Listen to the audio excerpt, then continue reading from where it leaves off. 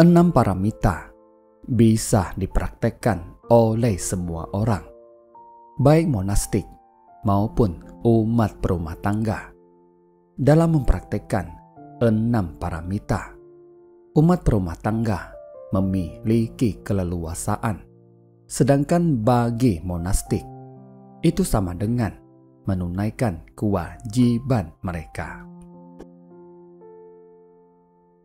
Inilah yang diajarkan oleh Buddha.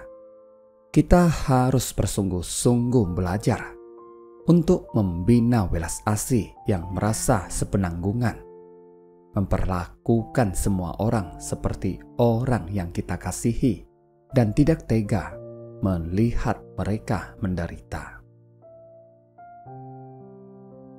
Untuk itu, kita harus mengembangkan welas asih dan kebijaksanaan. Saya sering berkata bahwa untuk mengembangkan welas asih, kita harus terjun ke tengah masyarakat untuk bersumbangsi bagi orang-orang. Kita harus memahami bagaimana noda dan kegelapan batin orang-orang terbangkitkan. Noda batin bisa membawa pada kesadaran. Bagaimana kita mengubah noda batin menjadi kesadaran? Dengan memahami sumber noda batin, barulah kita bisa membimbing orang-orang mengubah noda batin menjadi kesadaran. Inilah cara kita menyempurnakan welas asih dan kebijaksanaan.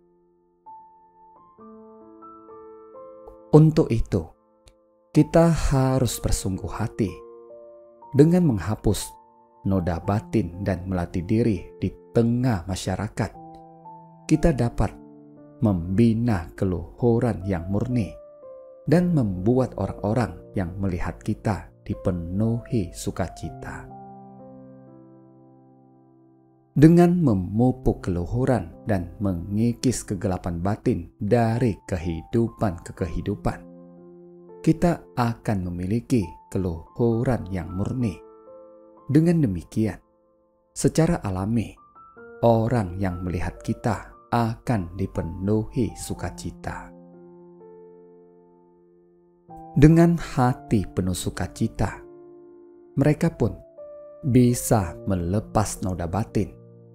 Dalam pelatihan diri kita, jika kita bisa membuat orang membangkitkan sukacita dan melepas kegelapan batin, bukankah ini merupakan berkah?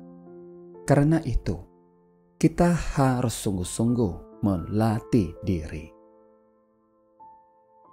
Dalam sutra Si Bijak dan Si Bodoh, terdapat sebuah kisah seperti ini. Ganadatta meninggalkan keduniawian. Seorang menteri yang tidak memiliki anak mendengar kabar bahwa seseorang bisa mendapatkan anak dengan memohon kepada dewa di tepi sungai Gangga. Dia lalu pergi ke tepi sungai Gangga dan berkata, "Jika bisa memperoleh anak, aku akan membuat rupang dewa dari emas. Jika tidak bisa memperoleh anak, aku akan menggunakan barang terkotor untuk menodai rupang dewa." Dewa sungai merasa takut dan segera melaporkannya kepada dewa-dewa lain. Salah satu dewa berkata, "Aku tak bisa membantu." Dewa lain berkata, "Aku juga tidak bisa berbuat apa-apa." Mereka pun melaporkannya kepada Dewa Sakra, raja para dewa. Kebetulan ada satu dewa yang sudah sekarat. Dewa Sakra berkata, "Berhubung waktumu telah tiba, engkau bisa terlahir kembali di keluarga menteri itu." Dewa itu berkata, "Tidak, biarkan aku terlahir kembali di keluarga biasa. Aku ingin menjadi seorang monastik." Dewa Sakra berkata, "Aku akan membantumu menjadi monastik." Jadi, mereka membuat perjanjian seperti ini. Dewa itu terlahir kembali di keluarga menteri itu. Menteri dipenuhi sukacita karena memperoleh anak. Seorang peramal menamai anak itu Gangadhatha. Saat berusia 20 tahun, Gangadhatha sangat ingin meninggalkan keduniawian. Dia meminta restu kepada orang tuanya, tetapi mereka tidak setuju dan berharap dia dapat mewarisi usaha keluarga. Kemudian, dia meninggalkan rumah. Dia berpikir, jika tidak bisa meninggalkan keduniawian dengan restu orang tuaku, lebih baik aku mengakhiri hidupku. Dia terjun dari tebing gunung yang tinggi, tetapi mendarat di atas pohon yang rimbun, sehingga dirinya tidak terluka sedikit pun. Dia melompat ke dalam air, tetapi setelah tenggelam, dia kembali terapung dengan selamat. Dia lalu sengaja menyinggung raja dengan harapan dijatuhi hukuman mati. Saat selir-seril raja tengah mandi, dia menyusup ke halaman istana untuk mencuri pakaian yang mereka tanggalkan dan sengaja membiarkan dirinya terlihat. Pengawal lalu melaporkannya kepada Raja Ajatasatru. Raja pun memerintahkan orang untuk memanahnya. Namun, anak panah yang telah melesat tiba-tiba berbalik arah. Raja terkejut dan segera memanggil anak muda ini kembali. Raja bertanya, "Siapa engkau?" Dia berkata, "Aku adalah anak menteri. Aku hendak meninggalkan keduniawian, tetapi tidak direstui oleh ayahku. Jadi, aku ingin mati agar bisa terlahir kembali dan meninggalkan keduniawian." Mendengar ucapannya, raja berkata, "Aku akan mengabulkan keinginanmu." Raja lalu membawanya ke hadapan Buddha, dan Buddha mengizinkannya menjadi muridnya. Buddha lalu menceritakan sebuah kisah. Suatu ketika, seorang pemuda di luar istana mendengar nyanyian para dayang istana, sehingga tidak bisa menahan diri untuk ikut bernyanyi dengan lantang. Mendengar suaranya, raja pun memerintahkan untuk menangkap dan memberinya hukuman mati.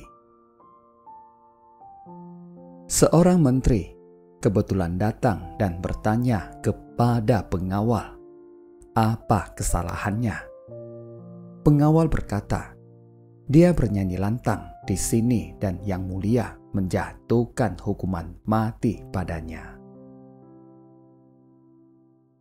Menteri itu berkata, "Tunggu sebentar." Menteri lalu berkata kepada raja itu, "Jangan merenggut nyawanya karena kemarahan.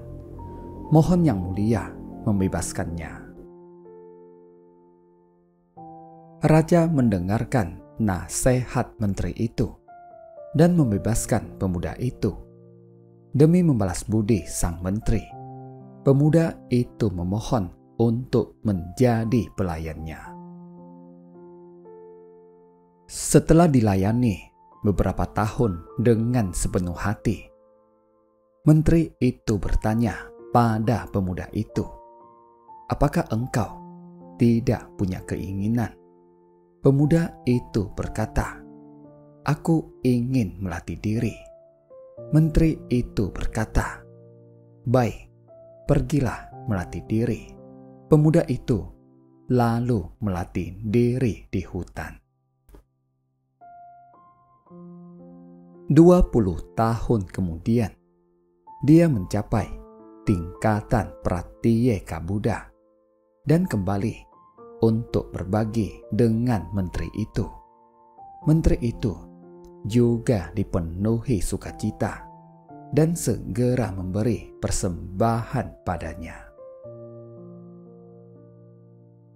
Menteri itu berpikir, mengalami fase lahir, tua, sakit dan mati sungguh menderita.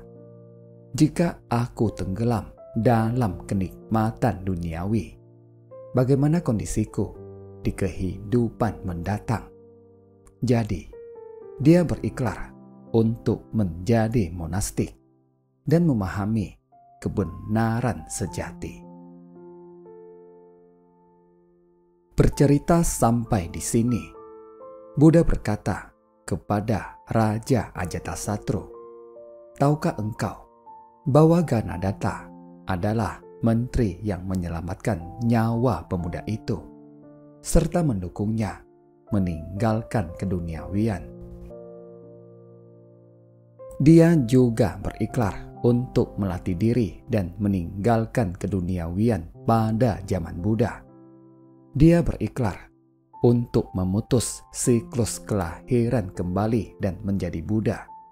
Menteri itu adalah kehidupan lampau dari Ganadatta ini. Kisah ini mengingatkan kita untuk menjalankan berbagai praktik 6 paramita. Meski butuh waktu yang sangat lama dari kehidupan ke kehidupan, setelah membangun ikrar, kita hendaklah menjalankannya secara nyata. Dengan demikian, suatu hari nanti, kita pasti bisa mewujudkan ikrar dan dipenuhi berkah. Dalam mempelajari ajaran Buddha, kita hendaklah memiliki keyakinan agung bagaimana kita menjaga hati kita agar tetap murni tanpa noda. Ini bergantung pada bagaimana kita memperlakukan orang lain dalam keseharian dan bagaimana kita menggunakan dharma untuk membimbing orang-orang agar mereka merasakan sukacita dalam dharma. Inilah kebahagiaan terbesar. Terima kasih. Semoga bermanfaat.